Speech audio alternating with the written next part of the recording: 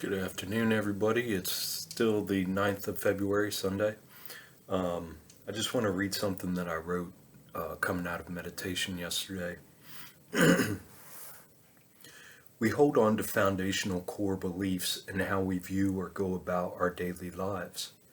It takes deeper introspection, a willingness to re examine those things we hold on to as facts, and allow a shift in perspective in order to unravel the mysteries and move forward in a healthy way. It does not benefit us and actually inhibits us from growing, maturing, and realizing who we are, our essence. If we do not open ourselves to the possibility that our core beliefs are incorrect or skewed, we blind ourselves to truth and the possibilities that life holds. We become stagnant and build our castles on sand, becoming emotional and reacting constantly to the same triggers, constantly finding ourselves justifying and excusing our thoughts, words, and actions.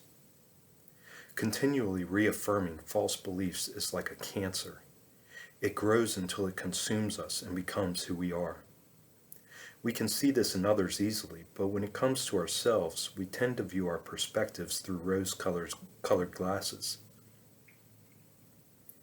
What makes this willingness to accept that we may be incorrect or misaligned, at least as far as I have come in my own self-introspection, is having to walk between two worlds, the world of spirit and truth, and that of this false matrix of material responsibilities, such as working meaningless jobs that require most of our time, energy, and attention in order to receive pieces of paper, monopoly money, that has no intrinsic value other than to exchange it for so-called comfort and conveniences that continue to reinforce the illusion and separation of our essence and true state of being.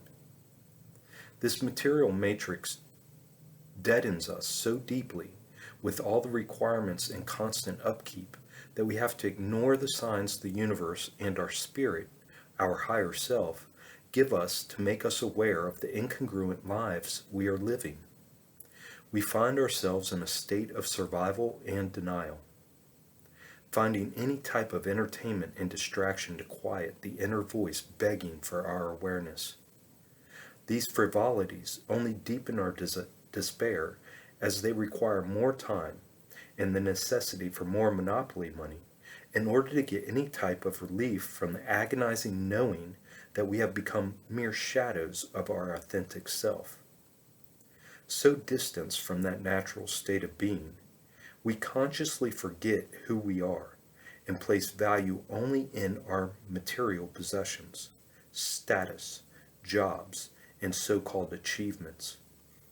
It is a self-reinforcing dive into hell, a hell we create by refusing to reevaluate, to re-examine, and realign our perspectives in a manner that is healthy and beneficial to our souls.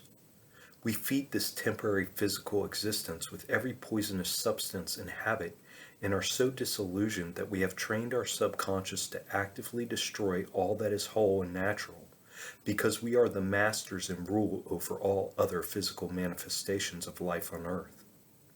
We have convinced ourselves that this is just the way it is, and that our value lies in how much pleasure we can afford and how others view that value. Only through humbling ourselves and a willingness to embrace humility can we begin to see how far we have come from the natural order of things. We are taught to fear death and view nature as inherently unfair and cruel, when in reality, the essence of nothing dies. All physical manifestations will eventually be broken down into their base form and transformed into energy to be manifested into yet another physical form. This is the essence of all things. There is no death other than the dismantling of the illusion and the transformation of its physical presentation. Once we realize and accept this fundamental law of the mechanisms by which the universe and everything contained within it operates, we will comprehend our innate connection to all that is in physical existence and see there is no separation, No fundamental difference other than the categories, names, and significances the mind has placed on them. Only then will we begin to treat all things as equals, with respect, appreciation, and a true grasp of our symbiotic responsibilities and roles we play as physical manifestations of the eternal ether. This balance is to be embodied by allowing a full trust in our authentic selves, compassionate with an understanding that compassion must first be embraced within and for our own being, and letting that understanding to then be available to others. Knowing that through this innate connection to all, that is, we must respect our being and not allow others to siphon our attention and energy, but by being the light in the darkness, an example of encouragement and hope that others may see the truth of who they are. We can only control our own thoughts, emotions, and actions, and must understand the sovereignty that resides within all. Not trying to change anyone else's minds or emotions, but by being in accordance with our essence and thereby allowing them to look within and find that same courage and authenticity within themselves, and thereby giving them the choice within their own free will to then make the appropriate changes in embracing their own true selves.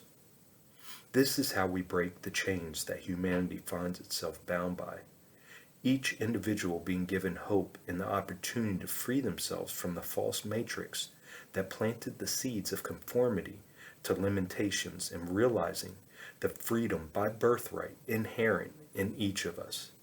Free will. Free to choose where to place their energy and attention.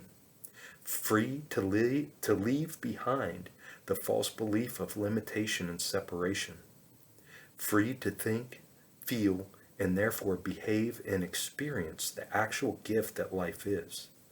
The gift of perceiving and fully understanding the interconnectedness of all things and the part they play and how they affect all that is in and around them. This is healing. This is wholeness. This is truth.